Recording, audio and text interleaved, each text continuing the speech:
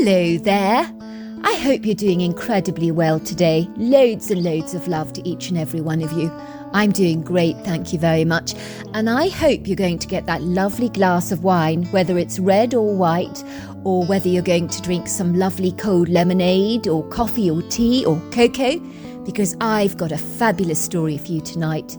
But before we get started, don't forget to subscribe to the channel, click the notification bell and the thumbs up, and let's get started with tonight's story. Dear Sarah and all your lovely listeners, my name is Clyde, and I grew up in the early 80s in Charleston, West Virginia, with my sister Ava and both of my parents, where we lived in a green leafy neighbourhood.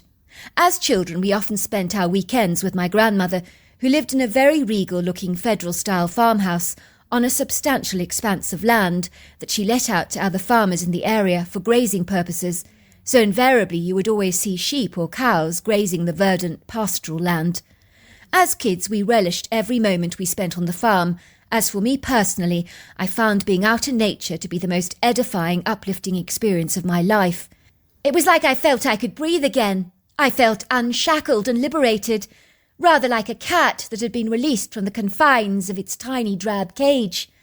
I would stretch out my legs, breathe in the rich oxygen-filled air, and alongside Ava, I would go exploring the countryside, running through fields of sagebrush, flowery meadows, and into vast areas of wood-green, where we would enter a shaded retreat, which on our farm consisted of ancient sequoia groves, redwoods, and a scattering of lodgepole pines. And when I say these trees were old, I assure you they had stood on our farm for hundreds of years and seen through generations of the Sinclair family. The one thing I can tell you without a doubt is the older trees become, the more magnificent they are. So you can only imagine the regal prominence of these towering statuesque masterpieces that towered up into the heavens like heroical skyscrapers. Every time I explored the woodgrove, I was always drawn to touching their masterful trunks, for they beheld an invisible energy that grounded me and anchored me to my life, as I did have the propensity to be ever so slightly flighty. I cannot remember all the games my sister and I played in the countryside together, but believe me, they were many.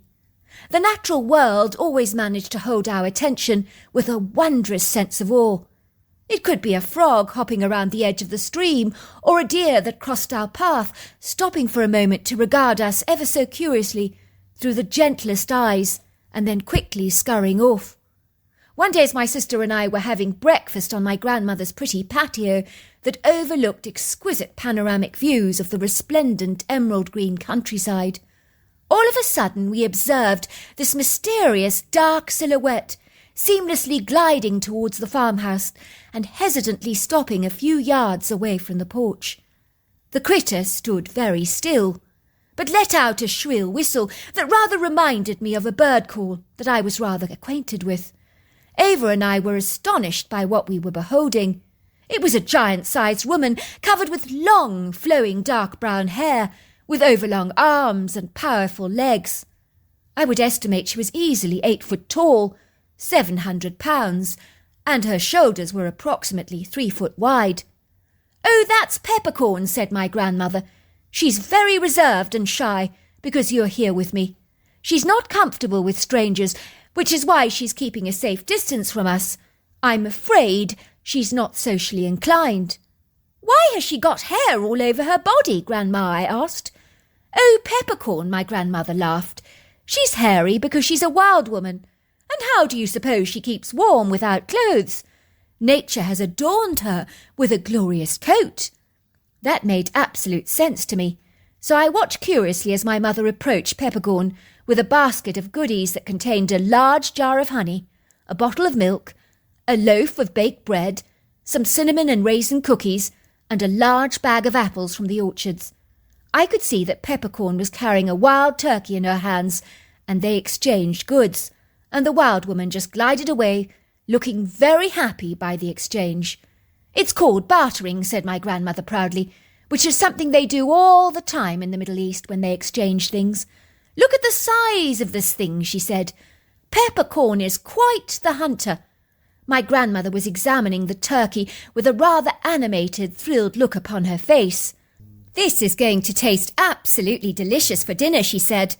"Anyone fancy helping me pluck the feathers out?" "I'll help you," I said eagerly. One night when we were staying on my grandmother's farm, we heard what I can only describe as a random gunshot, followed a little later by some high-pitched screams that sounded exactly like a woman being murdered. But we continued to sleep, seemingly unperturbed by the distractions of the dusky night, where the wind blew ominously through the trees, sometimes whistling, moaning and howling, often accompanied by the most anomalous, outlandish sounds of nature, which my grandmother always told us was probably just geese or coyotes.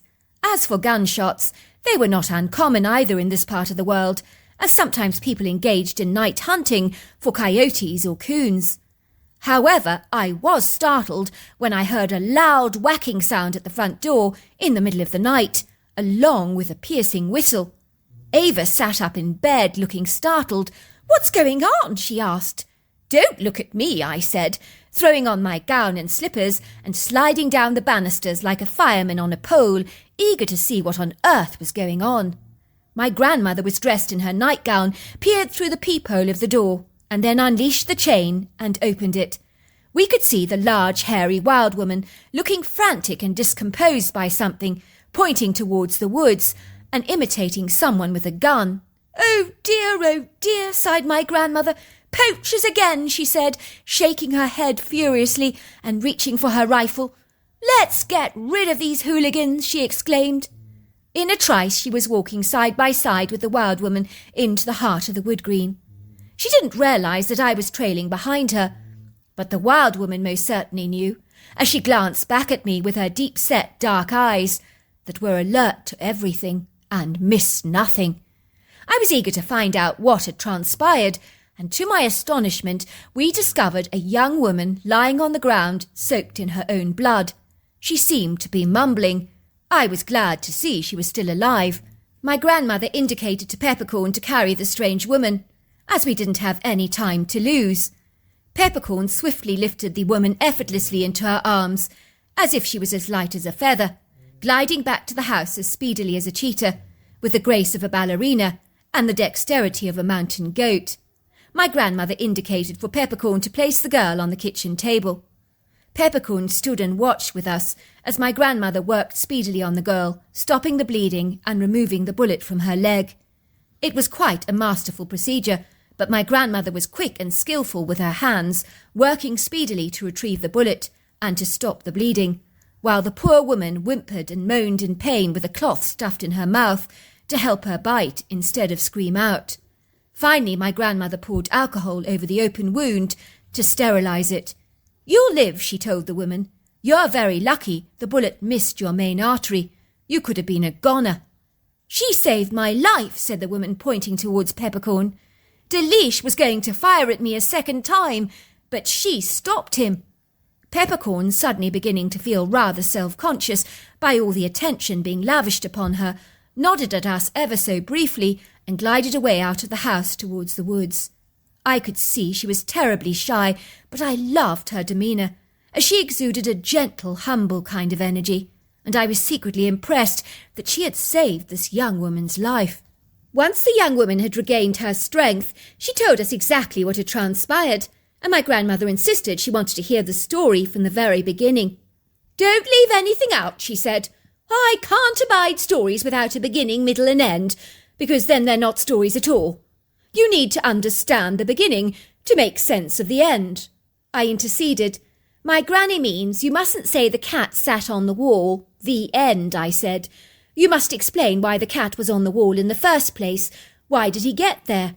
And where did he go in the end? What happened?" "Very well," said the woman. "I think I get the general gist of what you're trying to say. My name is Fiona Fullington, and I'm from Charleston, Virginia." "Me too," I piped, "and so is Ava, my sister. Well, I work in the ladies' fashion department as a buyer at the department store. This is where I met Adesh Patel, who ran a local line of eclectic vintage designer clothes that we were buying for the store. It was my job to meet up with him regularly to discuss the individualistic clothing that was made in India with the Western-like influences to it. They had inspired a growing demand from all our customers for the collection. One day it was raining quite badly outside the Italian restaurant where Adesh and I were having coffee, discussing my next order for the department store, and Adesh was advising me on what exactly to order. Rather than getting completely soaked, he suggested we stay on at the restaurant for some pasta and salad until finally the rain subsided, and that's what we did. It seemed like a great idea at the time. My family is from Bombay in India. I was the only one really raised in America, although I go back to Bombay very regularly. We have a house here in Charleston, and a large apartment in Bombay, he told me. You could say we do a great deal of commuting for the business, as some of our materials can only be brought in India. That's why your clothes are so unique, and they're flying off the shelves like hotcakes. Everybody loves them. May I trouble you for some advice? Adesh interjected. I just wouldn't mind somebody else's opinion on this personal matter that concerns me greatly. Try me, I said, but I can't promise to be very knowledgeable. Well, my parents have planned an arranged marriage for me next month, with a girl from a highly esteemed, rather prominent high-class Indian family in Bangladesh. Brinda is her name, and she's a very beautiful young woman, whom I was fortunate enough to meet a couple of times before the big day. That's nice, I said. She sounds delightful. What's the problem? The trouble is, when I met her, I felt absolutely nothing. There was no spark, no connection, no electricity, if you know what I mean. No, I'm not sure I actually do. I don't think people who get embroiled in so-called arranged marriages are necessarily attracted to each other at first, I said. From what I gather, it's a growing relationship, rather like something you plant that eventually germinates into love. It needs to be watered and nurtured before it eventually blossoms, just like anything does. That's the trouble. I don't believe I could ever grow to love her. How do you know that? I piped. You barely know her, Adesh. Give the poor girl a fighting chance. It's like you're being judge, jury and prosecutor before even knowing what she's all about. I think you're being exceedingly unreasonable. I don't like her at all, said Adesh, and I know that sounds preposterous and unreasonable, but it's true. In fact, from the very second I met her, I disliked her intensely. And the moment she spoke, her squeaky voice was so annoying it went through me like a resounding bell. I couldn't imagine waking up to that caterwauling, maddening voice every morning. It would drive me insane and do my head in. I did get a private investigator to find out more about her, and I was to discover that even her friends describe her as a spiteful bitch. Are you being serious? You got a private investigator to find out all about her character? Yes, I'm afraid I did. I had this gut-wrenching feeling that marrying her would be a grievous mistake on my part, and it seems I wasn't wrong. Whew, the feedback I'm getting on her character is less than favourable.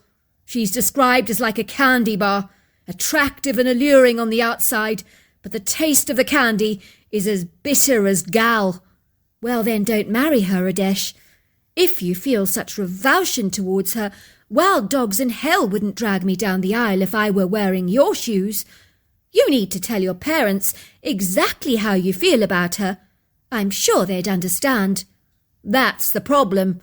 They're not going to be terribly happy with me, because there are hundreds of eligible wealthy bachelors in India dreaming to marry the very same girl. I mean, she comes from a very upmarket premier family, I might add. Well, let them, I said. Let them. Just let it not be you. Before long, Adesh and I were meeting up rather regularly, and as was expected, his parents were less than agreeable with Adesh's refusal to marry Brinda.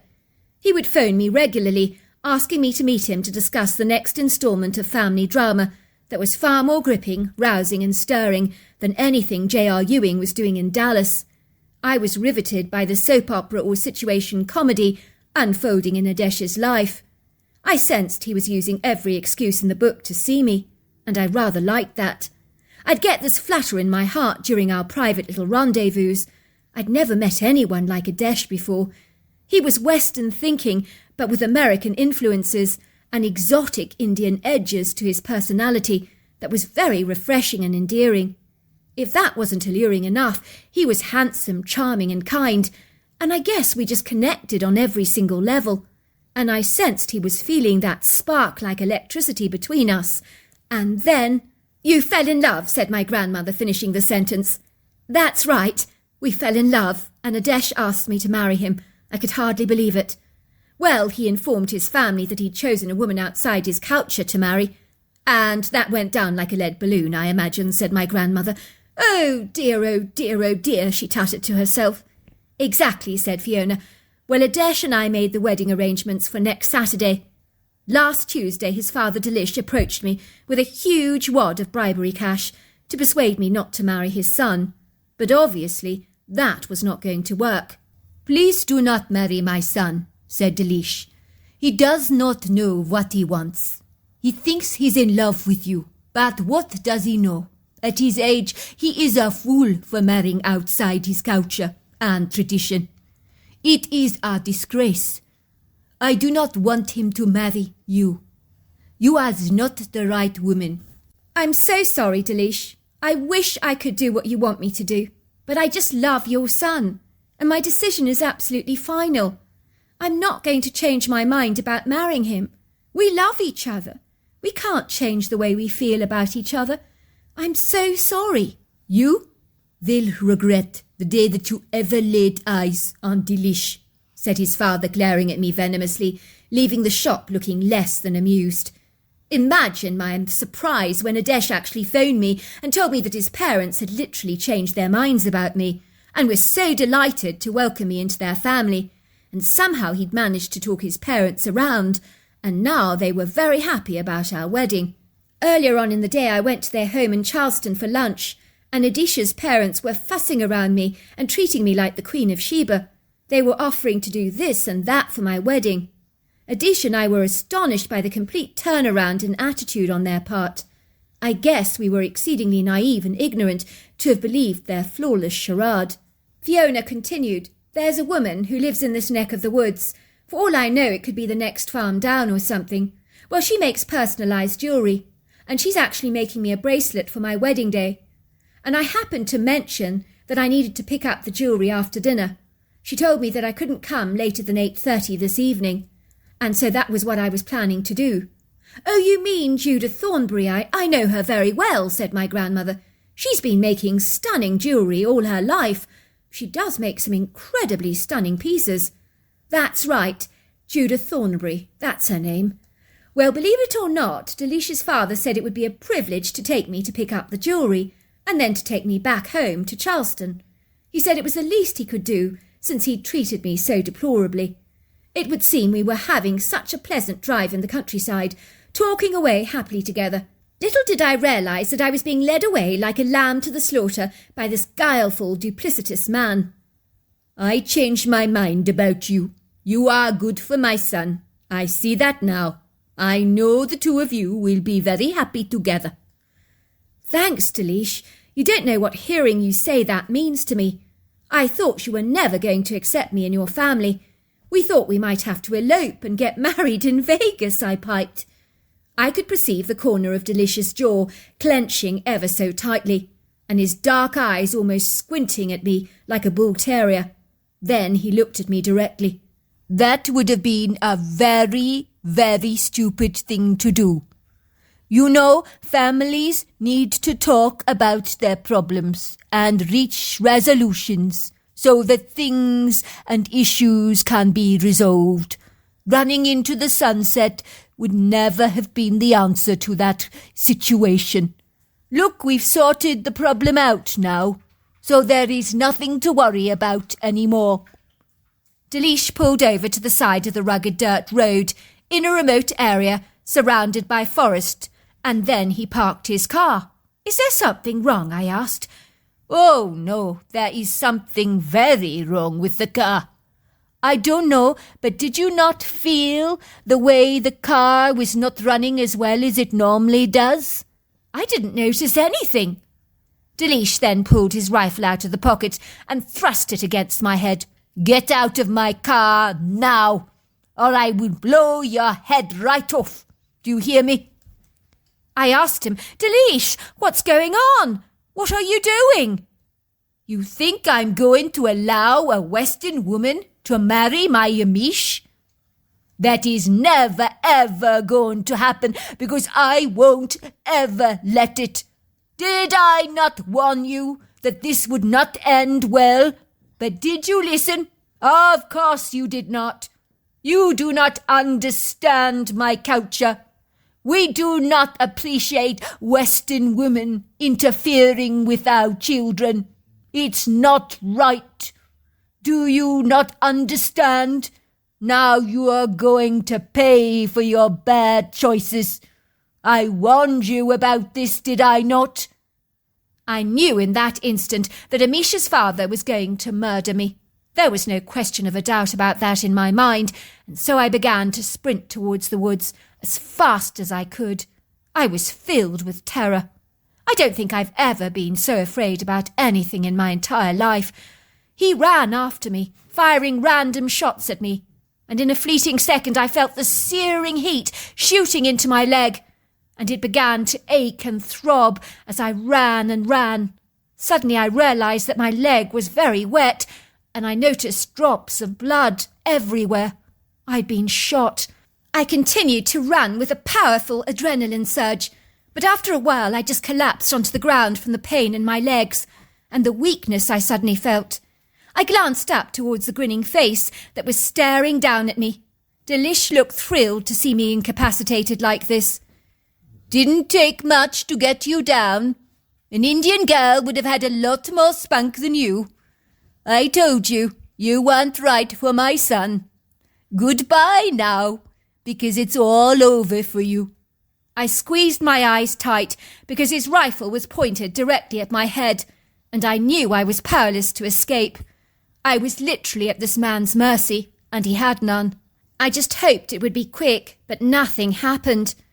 I opened my eyes, and then I heard Delish screaming, and I looked up to see this wild, hairy woman throwing Delish into the air like he was a frisbee, tossing him up and down in her huge hands. And I promise you that humongous-sized creature made Delish look pathetically small and thin, like a Barbie doll, and he's not a small man by any manner of means. I think the creature was so angry with him because she was screaming at him, and her screams were so shrill they literally reverberated through my chest. I watched in awe as the creature carried Delish over her back like a sack of potatoes towards the stream, hurling him down the embankment, where I could hear him hit the water with a loud thud. Well, that was quite some story, Fiona, said my grandmother. I'm just so thankful you're alive. To cut a long story short, I was to learn that Delish did end up making a trip to the jeweller's house, as he had promised, but not quite in the way he would have envisaged, because it was his deceased body that arrived washed up on the edge of the stream on Judith Thornbury's property. I gather the coroner believed Delish had hit his head, been knocked unconscious, and accidentally drowned. It was ruled just as an accident. I'm very glad to inform you that Fiona did end up marrying the love of her life, Adish, and they're very happy together, with 2 children of their own. And they live in Canada now, and they are estranged from his immediate family. Fiona gave my grandmother the bracelet that she had designed by Judith as a gift. In her gratitude to Peppercorn for saving her skin, Fiona and Adish bought her the largest basket of gifts that you've ever seen in your life. Peppercorn was over the moon about the gifts, that she kept whooping and whooping with delight. It was hysterical to watch her. We could also hear other whooping sounds from the woods that night, so I imagine the family must have been equally as enthralled with all the presents, as much as she was. But we've never been privy to actually meeting any of them, because my grandmother told me once that they were more evasive than Peppercorn, and that is saying something. Fiona bought Peppercorn a very strong leather thong, a necklace made for a giant, with a very attractive aquamarine stone at the end of it. I gather Amish went to visit a medium, who told him exactly what Peppercorn would like, and judging by her incredible reaction to the aquamarine stone, it was right on the money. The other gifts were literally food items, and there were so many of them, I can't even remember them all. But the ones that stick out were the peanut butter, the honey, the bags of nuts, the dried fruits, the fresh fruit, the grapes, the cookies, and the jerky. In the years that passed, I would sometimes see Peppercorn, and she was always wearing her aquamarine jewel so proudly around her neck. My grandmother sadly died about 20 years ago, and the farm was subsequently sold off. But as far as I know, Peppercorn's descendants may indeed be wandering around that valley, and now I know the critters are known to be Bigfoots. So there you are. That's my story. And I do wonder if one of them is actually wearing an aquamarine stone. Well, anyway, that was a fabulous story. If you enjoy it, please subscribe to the channel. Until next time, goodbye and good night.